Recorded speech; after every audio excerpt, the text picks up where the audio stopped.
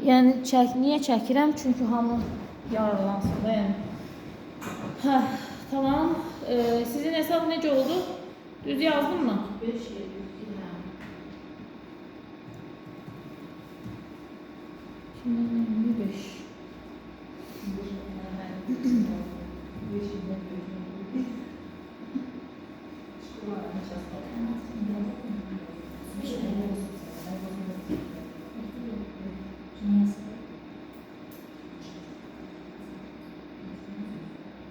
Hə, başlayaq.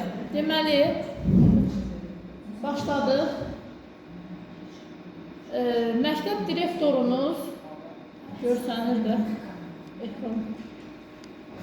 Belə dəqiq olur. Deməli, məktəb direktorunuz İKT-dən tədris vasitəsi kimi istifadə etməkdən maraqlıdır və sizdən təhsildə istifadə oluna biləcək müxtəlif İKT növlərini təsvir etməyinizi xahiş etmişdir. Təhsildə istifadə edə biləcəyiniz İKT çeşidi ilə bağlı aşağıdakılardan hansı doğrudur? Biz İKT deyəndə bunu ilk dərslərdən artıq demişik ki, İKT deyəndə burada hər şey var.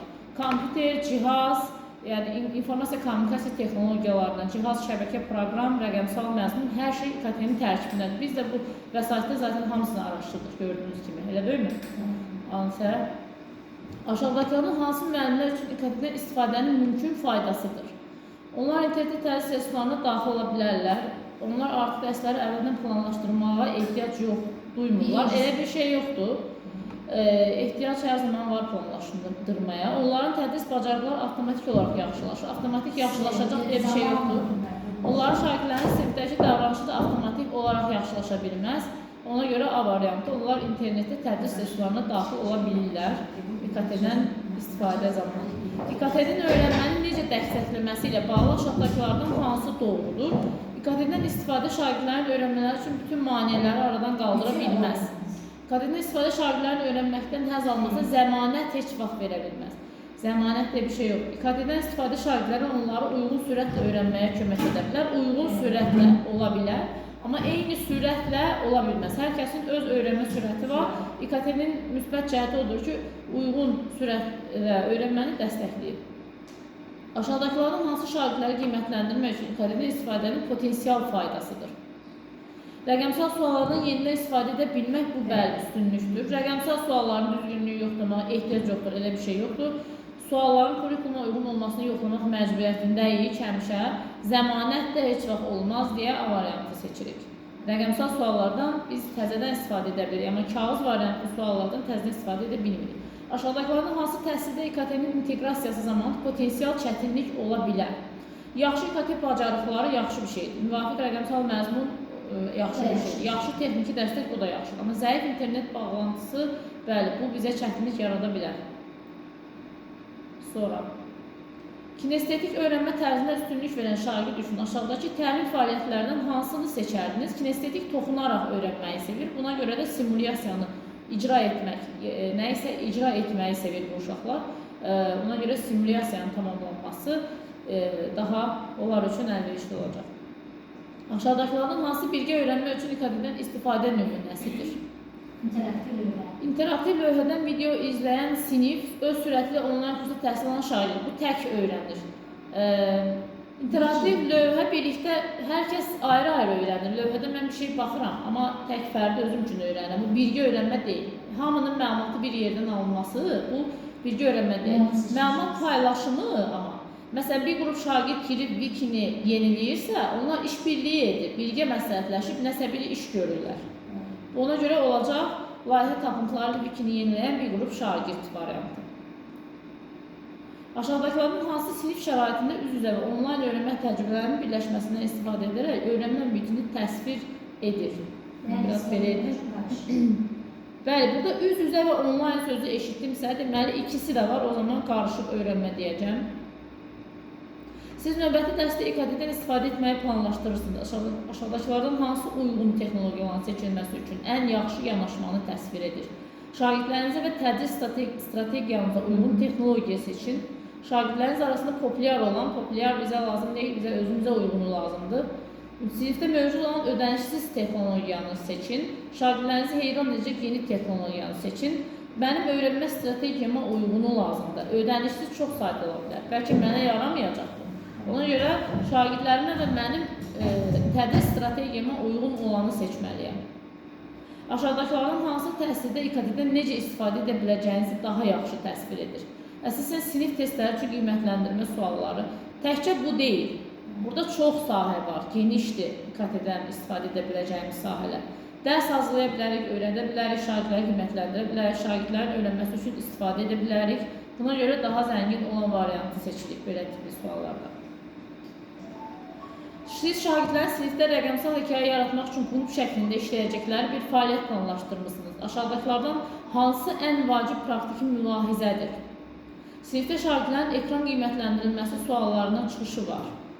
Sinifdə müvafiq proqram təminatı olan cihazların sayının kifayət qədər olması. Sinifdə interaktiv lövhə proyektorunun olması, müvafiq tədris resurslarını tapmaq üçün sosial şəbəkələrə çıxış olması. Deməli, siz şagirdlərin sinifdə rəqəmsal hekayə yaratmaq üçün qrup şəklində işləyəcəkləri bir fəaliyyət planlaşdırmışsınız. Aşağıdakılardan hansı ən vacib praktik? Sinifdə müvafiq proqram təminatı olan cihazların sayını. Müvafiq tədris resurslarını tapmaq, sosial şəbəkə çıxışı ikinci plandadır. Əsas məsələ sinifdə müvafiq proqram təminatı olan cihaz sayının kifayət qədər olması.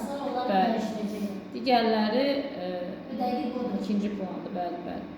Burada internet seçənlər də var. İnternet, kompüter olmasa çox da bir şey yaramır. Kompüter mənə lazımdır ki, ola bilər mən onu offline şəraitdə yükləyib istifadə edəcəyim məsələn. Kompüter olmasa da internetsiz də kompüter vasitəsilə həmin işi görə bilərəm. Aşağıdakılardan hansı məlumat daxil etmək üçün klaviaturadan istifadə etməkdə çətinlik çəkən şagirdə kömək edə bilər? Əllə daxil edə bilmir, səsli daxil edəcək, bəli, nitqin tanınması proqramı. Aşağıdakılardan hansı məqbul istifadə qaydalarını daha yaxşı təsvir edir? Müəllimlərə dərs planları, tədris resursları üzrə təlimat verir. Məktəbin idman və avadanlıqlarından istifadə zamanında şagirdlərdən nə gözlənildiyini qeyd olunub. Məktəb gəzintilərində məktəbin nəyi məqbul şagird davranışı hesab etdiyini izah edir. İşçilərə, şagirdlərə, daha ətraflı cavabdır həm də, işçilərə, şagirdlərə, valideynlərə İKT-dən istifadə zamanı uyğun davranış haqqında təlimat verir. Digərlərində görürsünüz hərəsindən bir qoyubdur. Aşağıdakılardan hansı sexting təsvir edir? Bu, seksual və ya açıq məzmunlu mesaj və ya şəkilləri göndərməkdir. Onu uyğunlaşdırmaq asandır, seçmək olur. Aşağıdakılardan hansı şagirdin məktəbdə uyğun olmayan materiala onlayn baxmasının qarşısını almaq üçün ən uyğun üsuldur? Burada süzgəcləmə proqramı seçəsik, yəni tapşırmaqla iş bitmir. Ancaq süzgəcləmə proqramları var ki, onlar lazımsız məzmunda olan saytlara giriş icazəsini qadağa edir. Siz məlumatların mühafizəsi siyasətlərini həyata keçirərkən sinif tədbirinin fotoşəkillərini məktəb saytında dərc etmək istərsiniz. Fotoları dərc etməkdən əvvəl nə etməli? Şagird və valideynlərdən icazə almalıyıq ilk növbədə. Aşağıdakılardan hansı daxil olan və gedən şəbəkə trafikinə nəzarət etməklə daxili şəbəkəni xarici şəbəkədən, məsələn, internetdən gələn təhlükələrdən qoruyur. Bu firewall proqram təminatıdır. Antivirus kompüterin özündə olandır. Mən axtarış verib hər hansı bir yüklədiyim proqramın qüsurlarını məsələn tapdıra bilirəm. Deyək ki, proqram yükləmişəm, o proqram virusludurmu deyə yoxlamaq istəyirəmsə, antivirusu aktivləşdirib axtarış həyata keçirirəm. Amma firewall avtomatik xarici şəbəkədən gələn bir təhlükəni avtomatik qoruyur artıq. Elə bilin ki, antivirus daha çox offline bir proqramdır. Digəri onlayn şəbəkədən gələni qoruyam. Kompüter və cihazdan istifadə edərkən rifahı təmin etmək üçün aşağıdakılardan hansını tövsiyə edərdiniz? Onların düzgün oturuşu, elə deyilmi? Kompüter qarşısında müntəzəm fasilələr verilməsi, bunlara nəzarət etməliyəm. MOOC hər kəs üçün açıq olan, məhdudiyyətsiz sayda iştirakçı üçün açıq olan onlayn kursdur. Məhdudiyyətsiz sayda iştirakçı MOOC deyirəmsə. Bir də var idi SPOC, o məhdud sayda. Aşağıdakılardan hansı sizin sinif və digər ölkədə olan sinif arasında video zəng üçün ən uyğun texnologiya web konfrans olacaq? Onlayn müəllim icması ilə ideyaları, resursları, tədbirləri bölüşmək üçün aşağıdakılardan hansını istifadə edərsiniz? Sosial şəbəkə saytı, oradakı müəllim icmaları var, oradan istifadə edərəm. Aşağıdakıların hansını paylaşma materialları kimi çap edilən bir resurslar yaratmaq üçün daha uyğun hesab edərdiniz? Burada onlayn saxlama yox, mətn emalı proqramları olacaq, Word kimi, Excel kimi. Word-ü yazıram, sonra da çap edirəm də printerdə, bunu nəzərdə tutun. Aşağıdakılardan hansı onlayn proqram təminatı təlimatında istifadə üçün ekran fəaliyyətini qeydə almaq üçün ən uyğun vasitədir? Video qeydiyyat və redaktə proqram təminatı. Aşağıdakıların hansını formativ qiymətləndirmə növü kimi istifadə edərdiniz? Simulyasiya. Biz nəyisə icra elətdirib sinifdə uşağa onun o günkü öyrəndiklərini aşkarına çıxara bilərik. Aşağıdakılardan hansı onlayn sorğu vasitələrinin xüsusiyyətləridir? Onlayn sorğularda mən müxtəlif tipli sual formatları hazırlaya bilərəm. Bunu da demişik həmişə. Müxtəlif formatları dəstəkləyir. Aşağıdakılardan hansı elektron portfolyonu daha yaxşı təsvir edir? Bəli. Şagirdin öyrənmə prosesini əks etdirən və paylaşılması mümkün olan rəqəmsal qeyd. Burada şagirdlərin hər il yenidən imtahan nəticələrinin onlayn qeydi. Burada məncə bu olacaq. Çünki şagirdin öyrənmə prosesini əks etdirməlidir. Təkcə imtahan nəticələri yox. Həm də paylaşılır o. Bəli, paylaşıla da bilir. Nəticə sinif xəbərini paylaşmaq üçün veb-sayt yox. Bəli. Sonra aşağıdakıların hansını birgə qiymətləndirmək üçün daha çox istifadə edərdiniz? Sosial media proqramı, birgə bloqlarda baxmışıq biz buna. Girib birgə qiymətləndirmə edə bilərik hər hansı bir kimisə paylaşımı. Aşağıdakıların hansı qiymətləndirmənin paylanmasını, təqdim edilməsi, qeyd olunmasını idarə etmək üçün daha faydalıdır? Öyrənmə platformaları olacaq burada. Bəli. Çünki qiymətləndirmə sırf tədrisdən gedir, təqdim edilmə, qeyd olunma. Sosial şəbəkədə hər şey var, amma öyrənmə platformalarını sırf mən öyrənməyim üçün fəaliyyətləri icra edirəm. Sonra siz pulsuz onlayn tədris resursları axtarırsınız. Aşağıdakıların hansı bu cür resursları toplayır və saxlayır?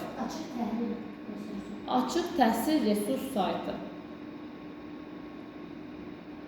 Aşağıdakıların hansı İKT resurslarının qiymətləndirilməsinin nə üçün yaxşı təcrübə olduğunu göstərir? Çünki yalnız o yox, qeyri-dəqiq onlayn məlumatlar yalan və qeyri-dəqiq ola bilər. Yəni ona görə mən İKT resurslarını baxıb istifadə etmədən öncə qiymətləndirməliyəm ki, onlar yalan məlumat da daşıya bilər. Bunu deyir. Biraz tərcüməli deyə, biraz cümlədə biraz var. Pozuntular, qayda pozuntular. Mümkün tədris resursu kimi istifadə olunan veb-saytın etibarlılığını qiymətləndirərkən aşağıdakılardan hansına baxırdıq? Müəllif məlumatına. Tətbiqin məktəbinizin kompüter avadanlığında işləyəcəyini qiymətləndirərkən aşağıdakılardan hansını yoxlayırdınız? Bəli, yaddaş mən yükləyəcəyim şey ora uyacaqmı? Yaddaş varmı? Əməliyyat sistemi onu qəbul edəcəkmi? Ən birincisi budur. Sonra o bir şeylərdir. Aşağıdakıların hansı biri başqasının yaradıcılığını və əsərini özünkü kimi təqdim etməsini təsvir etmək üçün istifadə olunur? Özünkü kimi təqdim etmək plagiarizmdir. Aşağıdakılardan hansı özəl proqram təminatından sınaq müddəti üçün heç bir ödəniş etmədən, adətən məhdud funksiyonallıqla, amma heç bir ödəniş etmədən burada olmalıydı Şeveya da birinci müəyyən müddət pulsuz idi, amma məhdud funksiyonal istifadə etməyə icazə verən sınaq müddəti, düzdür, sınaq müddəti deyir.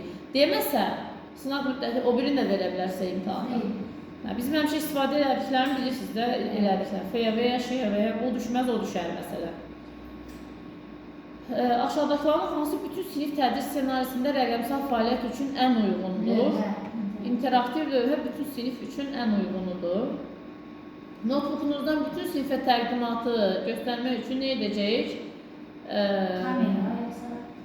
Rəqəmsal proyektorla. Bax, biz sinifimiz, kompüterimizdəki məlumatı notebookunuzdakı bütün sinifə təqdimatı göstərmək üçün aşağıdakılardan hamıya sizə göstərmək üçün nə istifadə edirəm? Rəqəmsal proyektor. Rəqəmsal proyektor vasitəsilə bir obyekti bütün sinifə göstərmək istəyirsən. O zaman rəqəmsal bu ikisini qatmayın. Aşağıdakıların hansı sizdə ekran paylaşma alətinin mümkün istifadəsidir? Deməli, başqa ekranda kiminsə ekranını göstərə bilirəm. Aşağıdakıların hansı planşet cihazların tipik xüsusiyyətlərinə aid deyil? Mobil geniş qulaqlıq demişdik. Aşağıdakı hansı bir biot modeli şagird və müəllimlər məktəbdə istifadə edilməsi üçün hərəsinin bir cihaza çıxışı olması? Ona əksi də var idi, müəllimlər. Ben onu gözümə Yox, o hansıydı? bütün sınıfçı bir kompüter olmalı. Yox, hər şagirdin özünün olmalı idi. Şagird müəllimlər məktəbdə istifadə etməsi üçün hər birinin ən azı bir cihaza çıxışı varsa, birdir. Bir də var, öz cihazını özün gətir. O bioduydu. Biod. Sen demiştin. Aşağıdakılardan hansı məktəb tamaşasının çəkilişini qeydə almaq üçün ən uyğun vasitədir? Bunları məncə yazarsınız. Buralar hələ gedir belə. Rəqəmsal video qeydiyyatçı. Aşağıdakıların hansı onlayn öyrənmə platformasının məqsədini daha yaxşı təsvir edir? Tədris prosesini idarə etmək üçün. Çünki o birlər büdcə kitabxana, nə bilim, cədvəl, baxanda bilmək olur. Hə, gəldi bu uzun nələr. Burada aşağı sürüşdürməyi sürüşdürürsünüz də hər halda hamı. Aşağı oxuyubsunuz mu dərs planını? Burada teoloji sorulur. Oxuyubsunuz da. Nə deyir? Siz şagirdlərin yəni belə sual çıxanda cavab verib keçməyin. Aşağı sürüşdürün ki, olur. Ben aşağıya bir haberim olmuş. Yox, sürüşdürün. Birdən elə olar ki, siz oxumalısınız onu.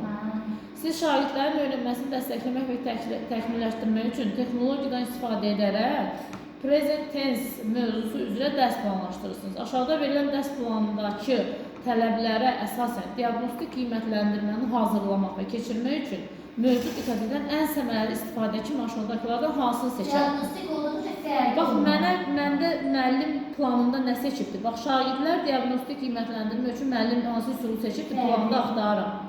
Şagirdlər fərdi şəkildə qısa test tamamlayaraq, indiki zamanda feillərin düzgün formalaşdırılması üzrə hazırki bacarıqlarını nümayiş etdir. Demək, müəllimin planı odur ki, fərdi eləsin bu qiymətləndirmə. Nəticələr fərdi öyrənmə planının hazırlanmasını istifadə edir. Diaqnostik deyəndə o başa düşülür, elə hər kəsin bir səviyyəsi. Fərdi, bəli. Oradan da gələ bilirik, bəli. İndi burada başqa cür də verə bilər əslində, qrup qiymətləndirməsi üçün və s.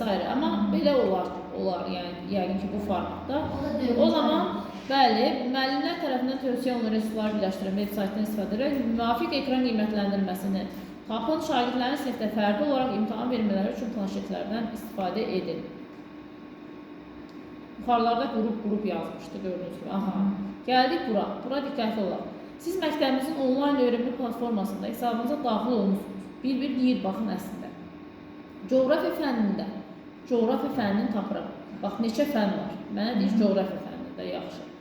Üçüncü mövzuda hələ görməyəm. Mən coğrafiya fənnini açdım.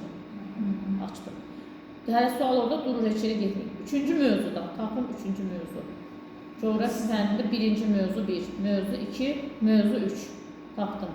Ecosystems adlı forumun adını Ecosystems forum orada olduğu kimi yazırsınız. Dəyişdirin. Adını dəyişəndən sonra da deyir, baxın solğunu yazıb da ansə üzərinə klikləyin. Gəldim. Üçüncü mövzunu tapdım. Üçüncü ekosistemlər, bəli. Üçüncü mövzudakı ekosistemlər. Amma onu basınca burada bir hilə var. Burada redaktörünü aktiv etməlisiniz. Çox adamın səhvi oradandır. Redaktörünü aktiv edib gəlib indi mən ekosistemin qarşısındakı redaktörünü vurub onun adını forum olaraq qoya bilərəm. Sonra answer. Sonra artıq indi fikir verin. Ekosistem adlı 3-cü mövzu notes faylını silin deyir. Silmək rahatdır, sildiniz. Deyir ki, yaşıl ox görünəndə cavabınızı təqdim etmək üçün answer üzərində klikləyin. Burada daha bunu bir də basmayın. Çünki baxın, redaktörünü deaktiv etsəm mən artıq redaktör edə bilməyəcəm. Zaten aktivdir. Bayaqkində deaktiv qoyubdur ki, mən aktiv edim. Burada deaktiv qoyubdur. Ekosistemdəki 3-cü notes deyir, notesun tərcüməsini bilməliyəm. Nə deməkdir notes? Qeydlər. Gəlib o birləri yox, məhz qeydlərin qarşısında sili tapıb, kursoru onun üzərinə qoyuram. Bunu düzəltmişəm. Ondan sonra answer.